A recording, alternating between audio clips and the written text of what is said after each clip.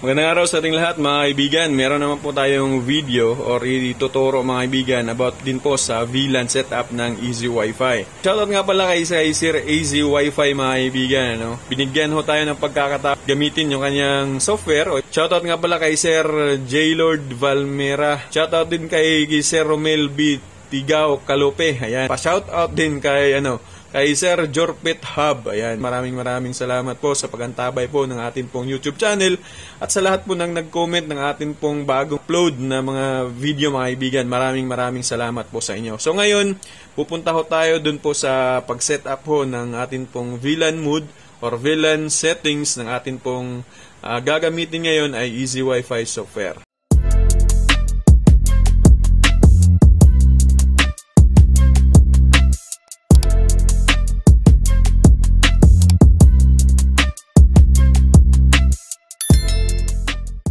Magandang araw po sa inyo lahat mga kaibigan. Ngayon mga kaibigan ay may ipapakita ko sa inyo kung paano po mag-set up, mag-config.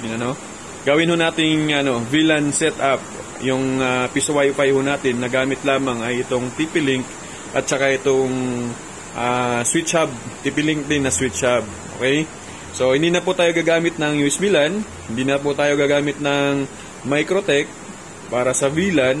Yun lamang po yung ating gamitin. So ngayon, ipapakita ko sa inyo kung paano po mag-config ng VLAN na hindi na po gagamit nito. So sundan nyo lamang po ako mga kaibigan, okay?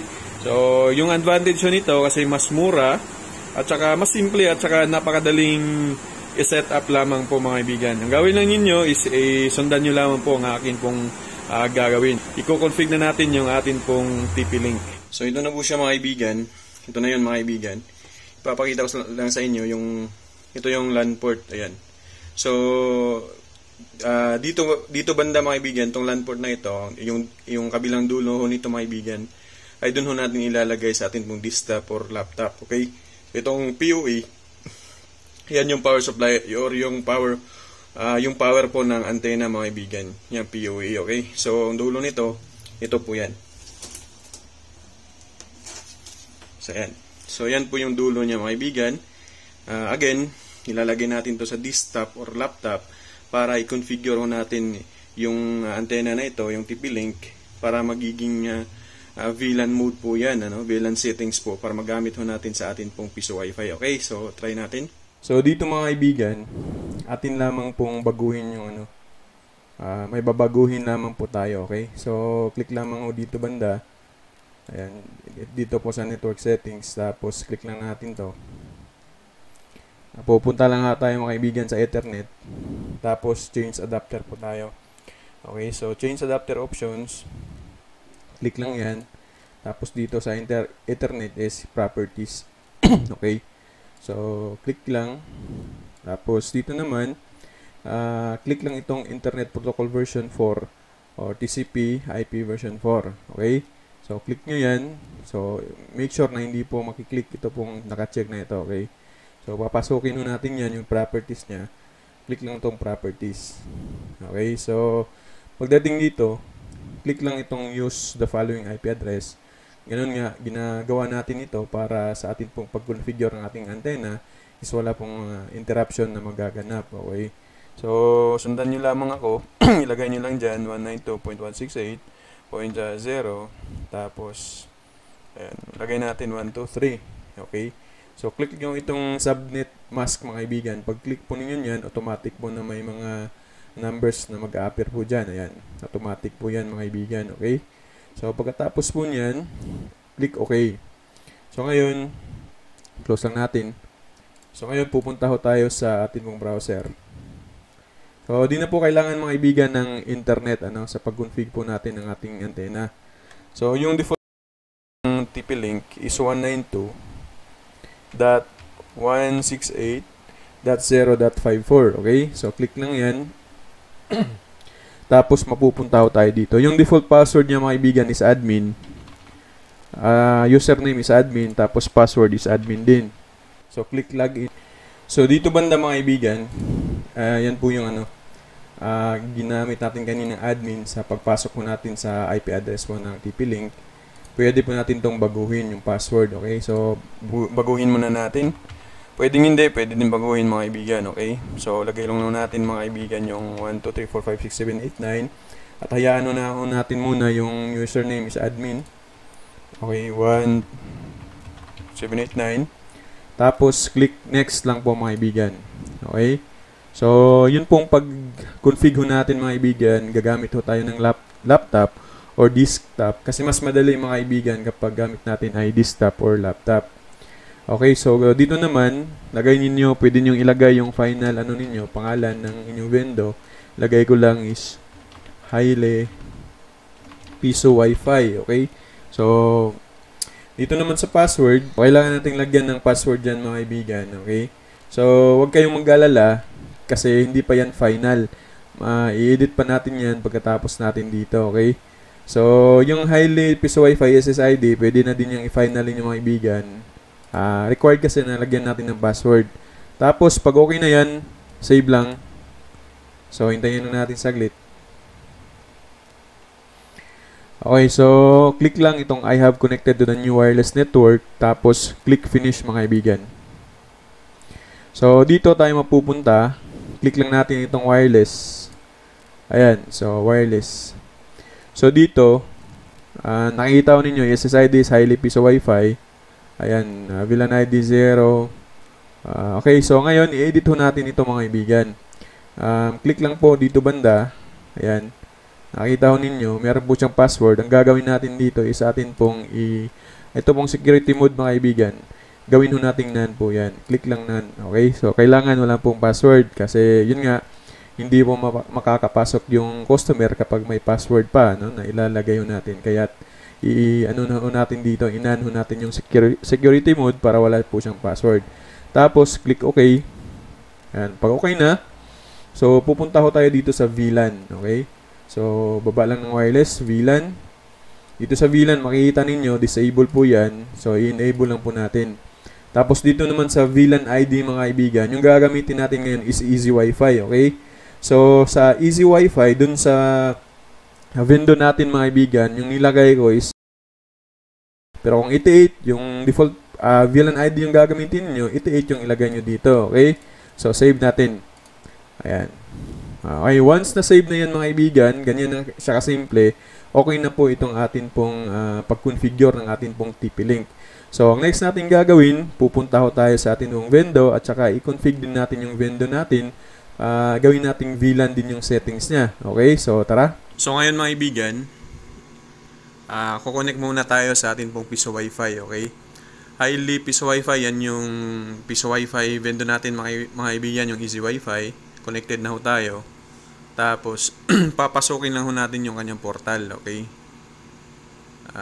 Okay, wait lang. Kapag wala pa po kayong remaining time, ayan, kasi kapag halimbawa ay wala pa kayong license, so ang gagawin nyo lang is Welcome. Please press insert coin now or enter voucher code to begin.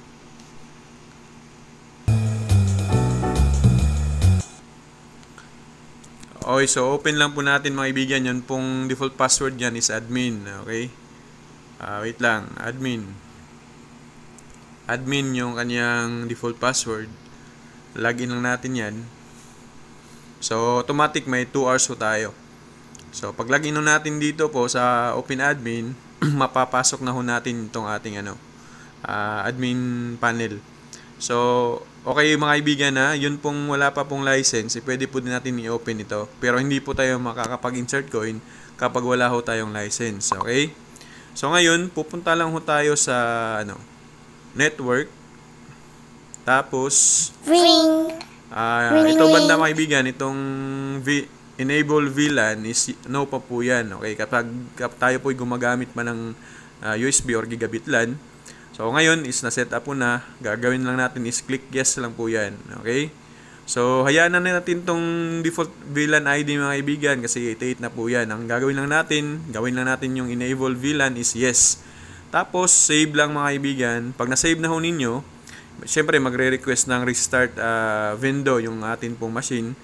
Syempre, i-restart na natin dito po sa ibaba. Ayan. So, may restart window po dyan. Diyan nyo po i-click. Okay? So, kung gagawin po ninyo mga kaibigan ng gusto nyo pong i-open yung admin portal ng Easy Wi-Fi, gamitin nyo muna yung antena na hindi pa naka-VLAN setup para mapasok ko ninyo yung admin settings, okay? So, yun yung unang gagawin ninyo bago ninyo i-config ang inyong TP-Link into VLAN setup, okay? Para mapasok ko ninyo yung admin ng ito pong Easy Wi-Fi.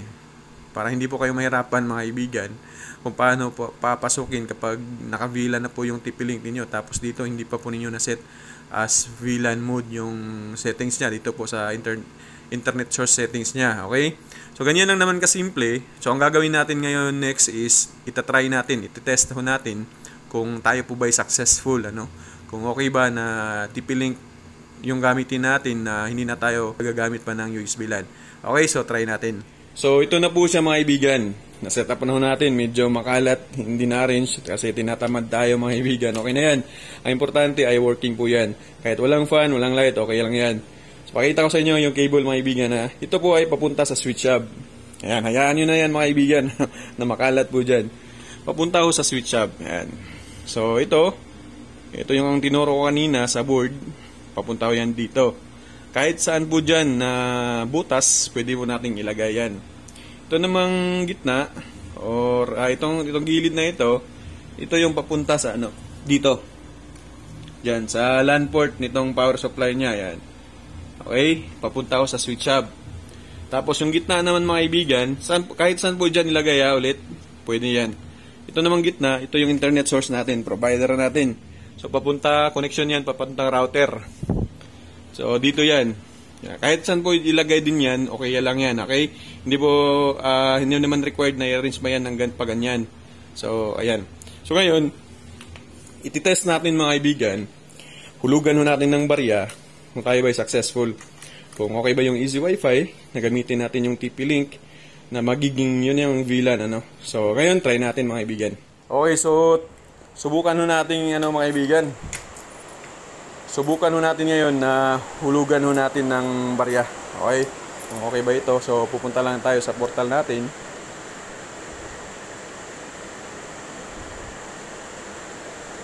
Okay, so ayan mga kaibigan. Try ho natin na mag-insert coin. Welcome.